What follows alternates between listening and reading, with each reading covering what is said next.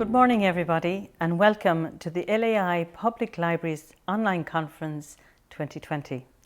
We would much prefer to be meeting you all live, having the chats, renewing old friendships and making new ones. Unfortunately, due to COVID-19, we are living in a world of change. So this year we are meeting virtually, but as always with a wonderful lineup of speakers and workshops. Our overall theme for the conference this year is A World in Change, Libraries Survive and Thrive, and it runs from November 2020 to April 2021. We have various subheadings for the different sessions. Number 1, books. The simple bare necessities, forget about your worries and your strifes. And this comes from Baloo in The Jungle Book.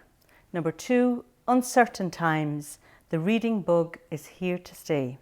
3, well-being, mindfulness and resilience. 4, shared reading in digital land. And 5, the ever-popular My Life in Books session. It gives me great pleasure today to introduce our two guests for this session, Cathy Rentzenbrink and Patricia Forde. Cathy Rentzenbrink has lived in Cornwall, Yorkshire and London, has now returned to Cornwall, where she lives with her family and works as a writer and journalist. She's the author of the Sunday Times bestselling memoir, The Last Act of Love, a book, when I read it, that made me feel every emotion. This was shortlisted for the Wellcome Book Prize and selected for the Richard and Judy Book Club. Her other books, A Manual for Heartache and most recently, Dear Reader, a book that has been described as a joyous exploration of how books can change the course of your life. Cathy's first novel will be published in July 2021. Our moderator today is Patricia Forde, well known in many libraries, but a great friend to us here in Galway Public Libraries. She has lived in Galway all her life, as she says herself, her favourite city in all the world. Author of books for children of all ages, her first novel, The Wordsmith, was published to great critical acclaim in 2015, and she has since published a sequel entitled Mother Tongue. Her many books for younger children include Bump Fizzle, The Best on Planet Earth, which was chosen as the Dublin UNESCO City-wide Read in 2019, To the Island, a picture book especially commissioned by Galway 2020 European Capital of Culture for all children in Galway who started school in 2020. A former director of Galway International Arts Festival, she is currently chairperson of Children's Book Ireland. And congratulations to CBI for being well-deserved recipients of the RTE Toy Show Appeal. Please enjoy Cathy Rentzenbrink and Patricia Forde in conversation.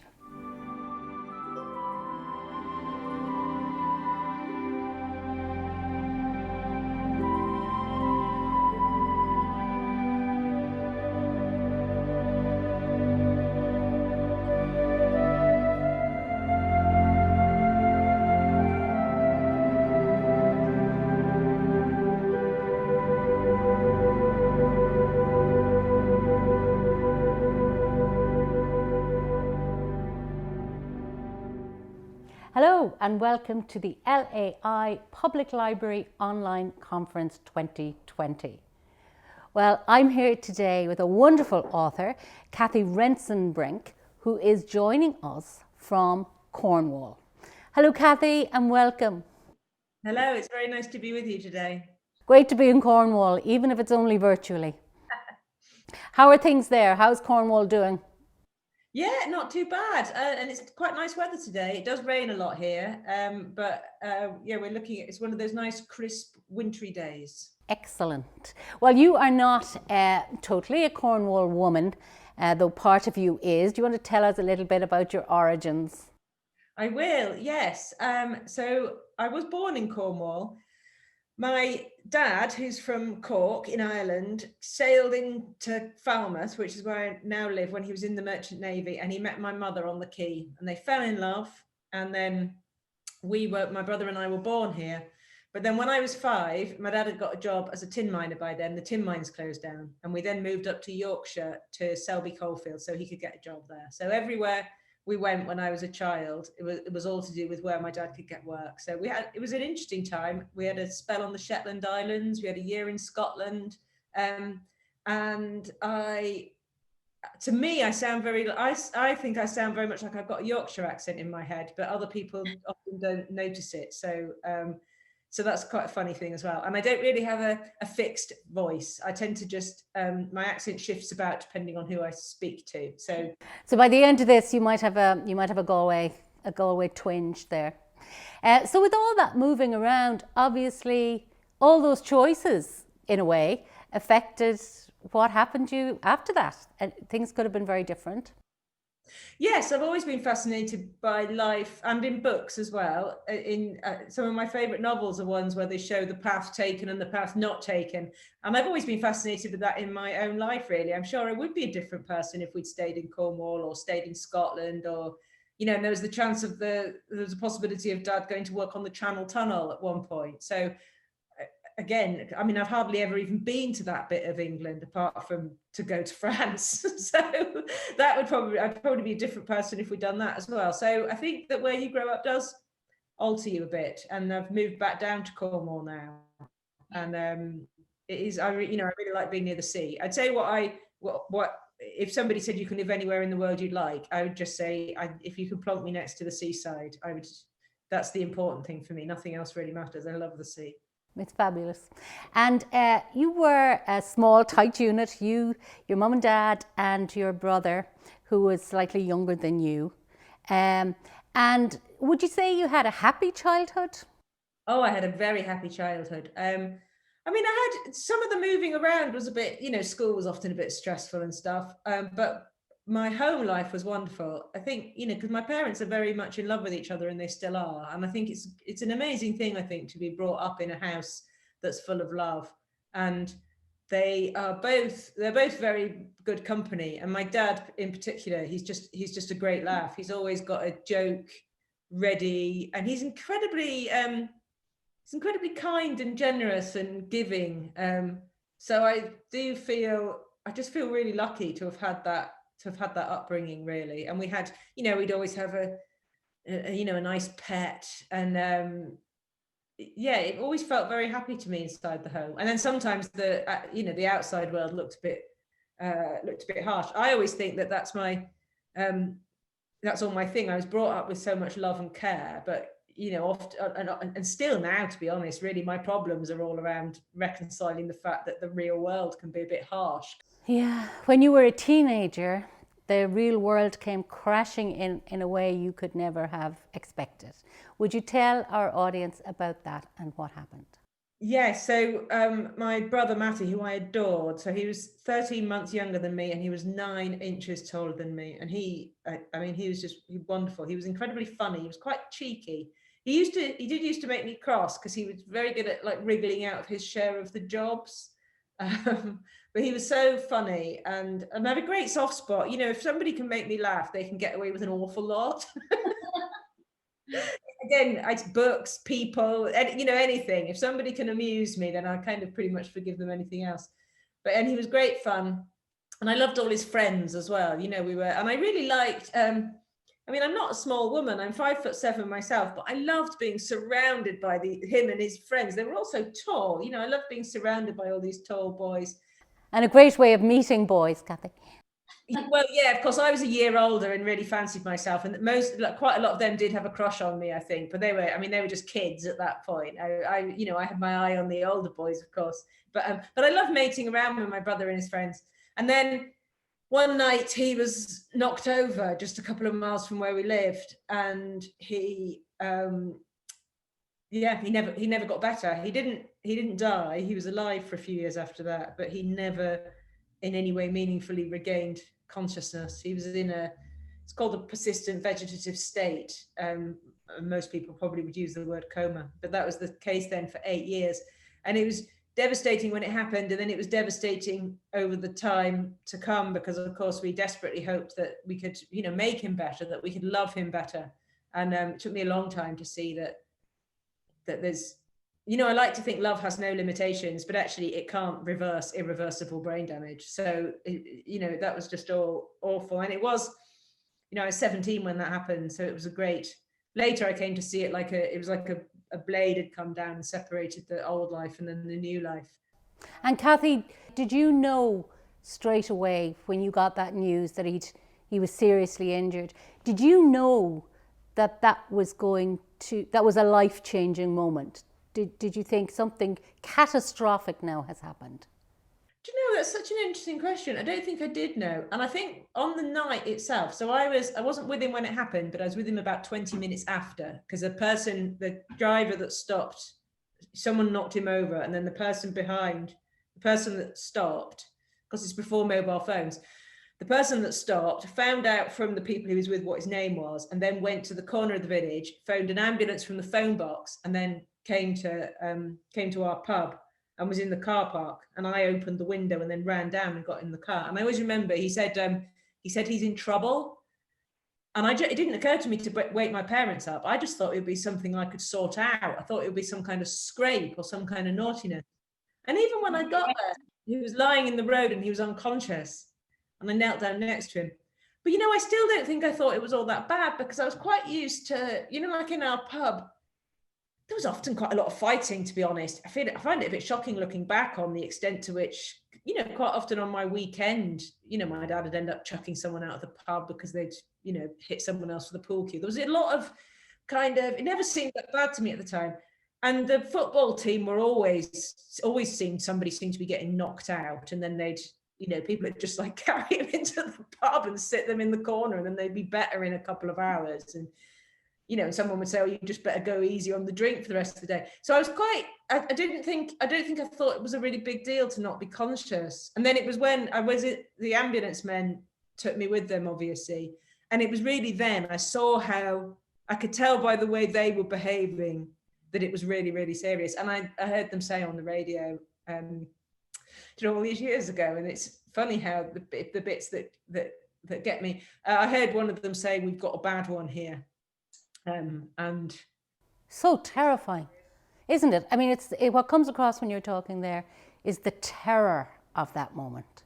We all live our lives thinking we're on a road and this is going to keep going the way it is, and then it doesn't. No, and I still, it's like I was 17 then and I'm 47 now, so that's 30 years ago. But like when I said then about the ambulance man, and and I've written about it now, I've written books about it, I've talked about it, I've been interviewed about it hundreds of times now. But I still then, when I said it, I was still in the ambulance. Like it's still, there's no division of time for me. I was still right there. And I was still, again, I'm still always shocked by it. Yeah, and traumatized by it. Yeah. And I've had lots of really good therapy now, but I still don't feel I'll ever it still remains that complete pivotal moment, I think, that night. Shocking. And you wrote this beautiful book, a memoir, The Last Act of Love, which, Cathy, I feel guilty saying I so enjoyed reading it, because there's so much of your pain and grief in it. But it was such, I want to kind of say, it was kind of uplifting. It's what you said earlier about love and what love can do, and the frailty of human beings, I suppose. There's a lot of that in it. And really after the accident, a whole new phase of your life and your mum and dad's life began. Taking care of your brother, and then I suppose, well, you tell us, realizing that wasn't going to be feasible forever, the taking care of him. Yeah, and I mean, it's certainly for the beginning. I mean, like for the first few years, like we just desperately hoped that.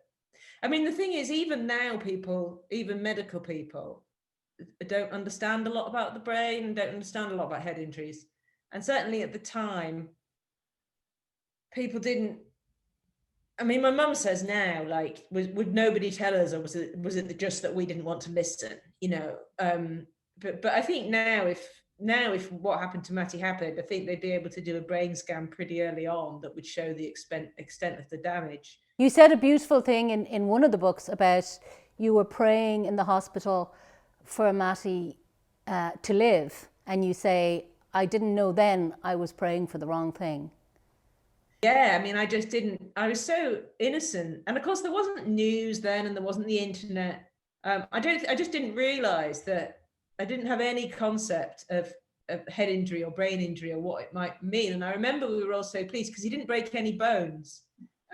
Later on, somebody told me it's because the very fact that he'll have been unconscious from the impact and your body kind of goes floppy. But we were so thrilled that he hadn't broken any bones. And I know now that it with the injury of that severity, like that just doesn't matter. It's just not relevant. Like, who cares whether or not he's broken his arm? The whole thing about the brain and its utter importance, I mean, I just didn't get that. And I remember that, again, being in the chapel. And I'm not at the time being, I mean, I'm still not really a believer, but I get much more interested in faith as I get older. I like religious people. I like churches. And I'd been to a Catholic school, so I knew the prayers. So I'm in the chapel saying endless Hail Marys. And just, as you know, and I've spoken to loads of people over the years who've said to me, yeah, you might not believe, and then something bad happens and you pretty soon find yourself on your knees. You know? But I was saying, please let him live, please let him live. And I realized now it was just like the wrong thing, really. And it was a difficult road to travel. I mean, I do think it's good now. If this happens now, I don't think it doesn't have to take 8 years for people to realize this now. I think we were at of course, it's very interesting from a medical, legal, technical point of view. If Matty had been knocked over about 10 years before he'd have just died in the road. The technology didn't exist to keep him alive. But that's the thing. He sort of intersected at that time where it's possible now to keep people alive. But the question really then is like what life is and what that means. And the whole idea of a quality of life. And poor Matty didn't have a quality of life really after that. And you took him home to mind him at home, to nurse him at home in the initial stages. Yeah, and we built a little bungalow extension, and we just desperately hoped we could kind of rehabilitate him. And we really didn't want to hear if anybody said it wasn't likely or whatever. We were absolutely and utterly sort of fierce about it. But I mean, he just wasn't. One of the people that came to examine him, one of the professors said, he's the, I'm trying to remember how he said it. I think he said he's the most brain damaged person I've ever seen. You know, and he was, sometimes it's funny, you know, because I'll do an event and somebody in the audience, maybe they haven't read the book. So they'll say like, you know, so when you say he had no quality of life, what do you mean? And they mean that you know, that maybe he could do stuff but didn't like it very much. And like when I explained that, you know, there was nothing. The only difference from what you'd see as like a sleeping beauty coma was he did open his eyes. He had periods of wake and sleep. So he would open his eyes for some hours and then he would close his eyes. And of course, again, this is all, I mean, I go into detail about it in the book. I don't really like to talk about it now, think about it now. But the point about the body is designed to be used. So if the body is in a state of inactivity, you know, his limbs got all twisted up, even though, again, we were always massaging him and physios were coming around and doing stuff to him. But it's a terrible thing. You don't, it's an awful thing. The body's not designed to not move around. So that was terrible. And then he would have these terrible life-threatening epileptic fits, which quite often happen after a head injury. So it was just, it was just awful. And I think it was about halfway through, after about 4 years, I think. But it was really gradual, you know, it was so gradual because it felt such a wrong thing. It felt such a wrong thing for me to think maybe it'd be better if he wasn't alive. Maybe if it would have been better if he died on the night.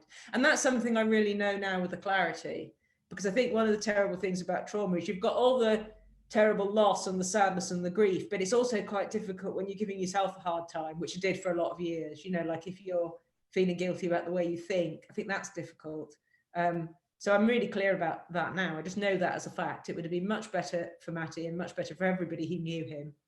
You know, me, my mum and dad, all of his friends. It would have been better if he just died in the road that night. It was and of course that would have been at the time unimaginably hard. But I think the cruelest thing and I've come to see it as cruel and unusual. And the cruel and unusual thing that happened was this period of being sort of kept alive in this awful state, and how. Yeah, and I hope, Cathy, you won't think I'm presumptuous when I say this, and I just say this from having read your books. It struck me that Matty would be the last one who would have wanted that 8 years to have happened, to have been kept alive regardless of whatever way he was. Yeah, I think that's true. And, I spoke to one of Matty's friends recently, and I think this shows the long effect something like this has, not just on me, but, one of his friends got in touch recently, and he just still feels really sad and upset and bad about it. And he said about how he'd been feeling guilty lately because he felt he should have spent more time with them afterwards. I said to him, honestly, I said, if Matty could have spoken at that point, if he, and I don't believe there was anything there, if he could have visited us from some future realm, if he, as he was, would have spoken, he would have told you and he would have told me to just get out of it, get as far away from it as he possibly could. He would have said, I don't want to be here, and you guys shouldn't be here watching me. And I just, I really know that now. And it's a good thing to know. And a comfort in a way. Well, I think with trauma, there's stuff that you can definitely clear up. And I do like in this way, I do hope that I offer a bit of hope, because you can't, I will never not be sad about what happened to my brother. I'll never not be heartbroken I didn't get to live with him. But with some decent therapy and reading lots of books and good friends, I don't feel guilty anymore. I know I don't have anything to blame myself for. And, the great honor to me of writing this book and then other books is that people write to me, people talk back. And often people say, I was feeling guilty about this, that, and the other. And then I read your book and I've realized actually you don't have to feel guilty and I don't have to feel guilty either. Now, that is a fantastic gift, not just from that book, but also from this one, A Manual for Heartache. And this is a beautiful thing. I love the way it says how to feel better. And, I think that's something we all relate to. People say, how are you? And most people just want to feel better if they're not in a good place.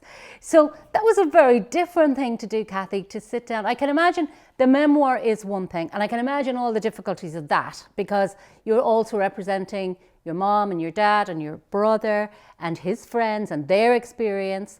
So crafting a memoir, I think it's a difficult thing anyway. And in your case, it was a very difficult thing. But to go from that to writing the manual, A Manual for Heartache, was such a lovely, generous gesture, I thought, reading it. It was like you took from the darkest thing in your life. I can't imagine it. And to think that your next thought was to try and help other people who might have been in that situation. That was such a generous thing to do. What was your thinking when you decided, okay, I've written the memoir now, and now I'm going to write this book, A Manual for Heartache? What was your train of thought? Well, it was because I felt I'd learned a lot. So I did learn a lot from writing my first book, but then what I really learned from was the fact that readers talked back to me. And then I met, lots of interesting new people, and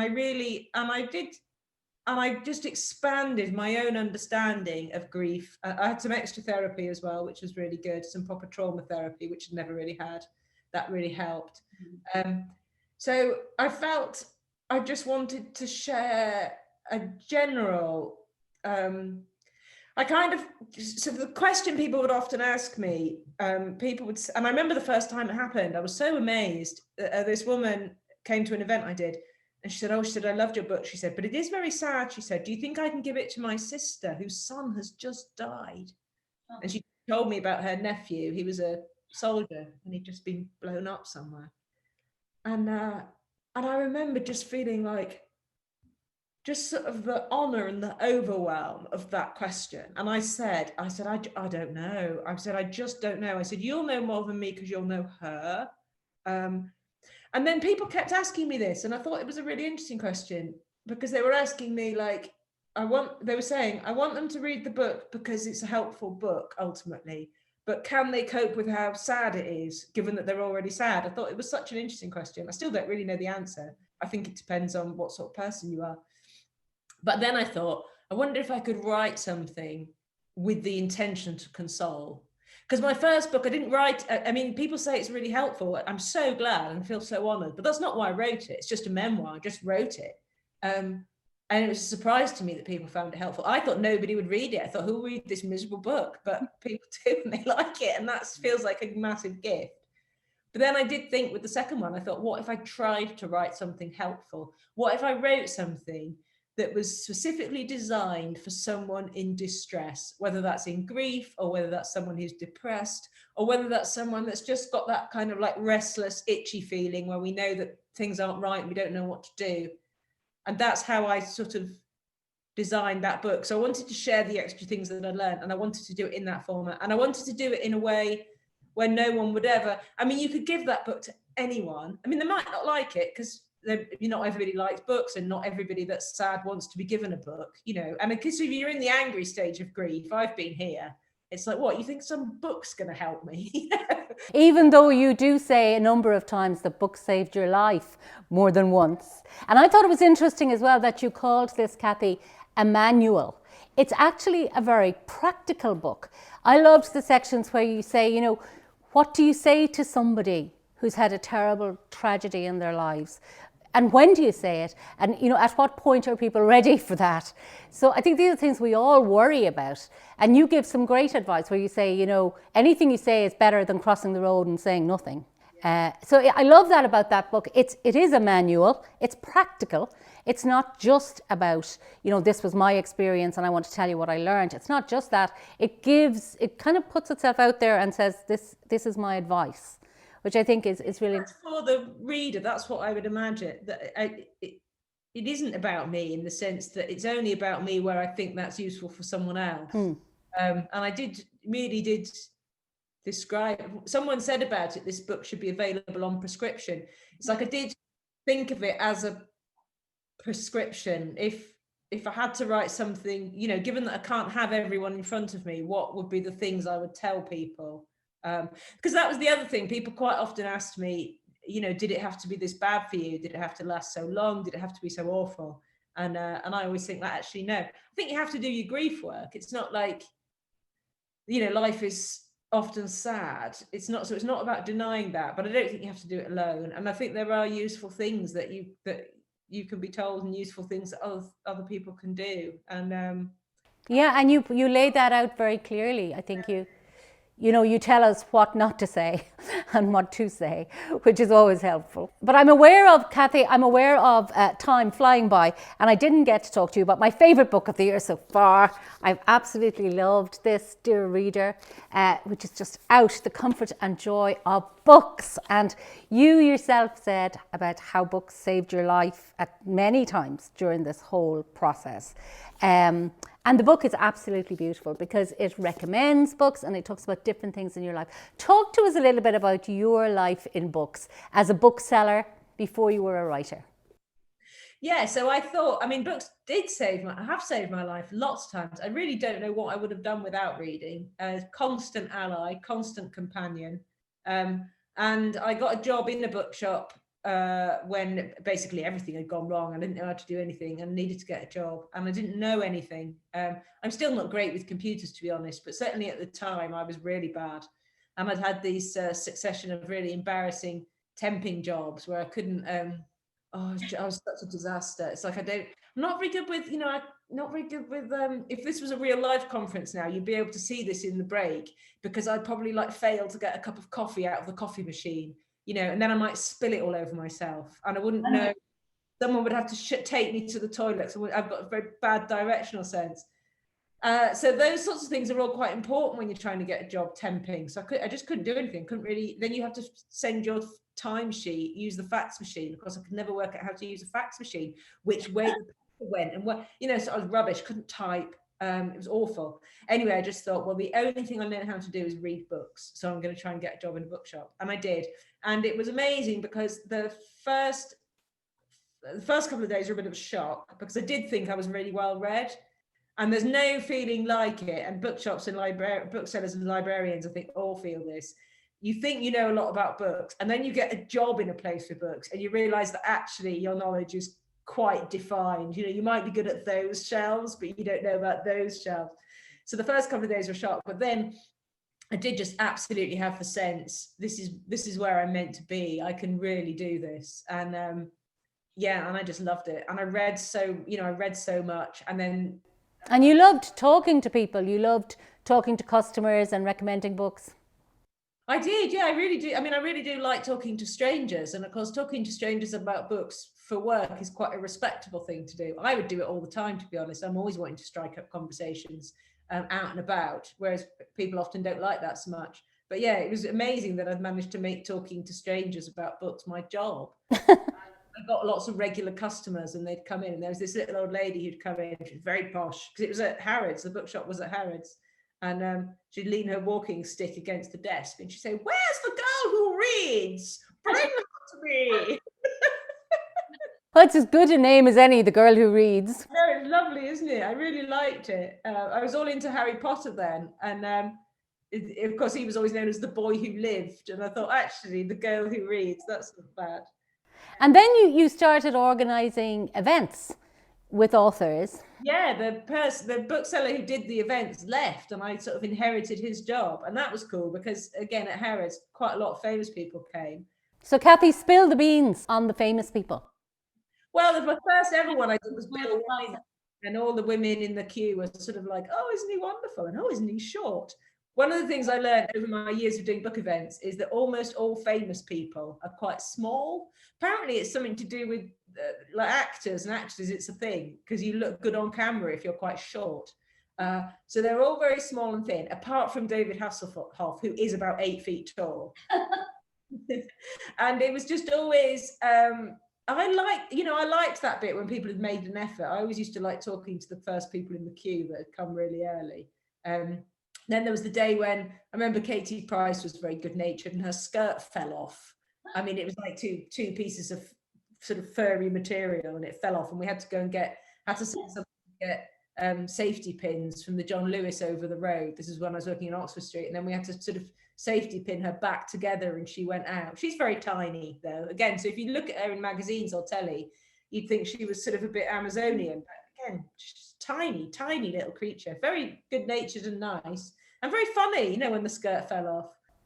Didn't see it as the end of the world. And then we also did, depending on what shop I was at, sometimes it'd be literary events. So I absolutely fell for Zadie Smith, who was just amazing.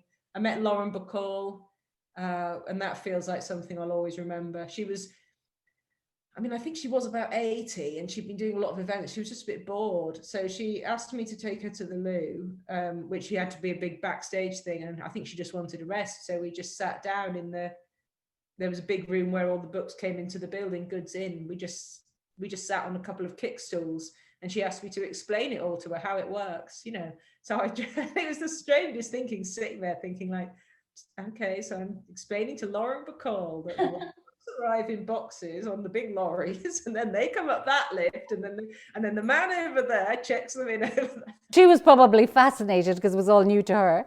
And Cathy, I can't remember who it was now, but there was somebody you met that your dad was very impressed with. Oh yeah, so my dad really likes sport, and he's a Manchester United supporter, and he really loved David Beckham. So he was thrilled when I met. So David Beckham came and did an event. Honestly, like the most beautiful person I've ever seen in real life. Everyone just swooned around him, and he was incredibly nice as well. And his wife came, incredibly nice, and her parents, who were incredibly nice. So the whole thing was just blissful. My dad was really chuffed, and I gave him.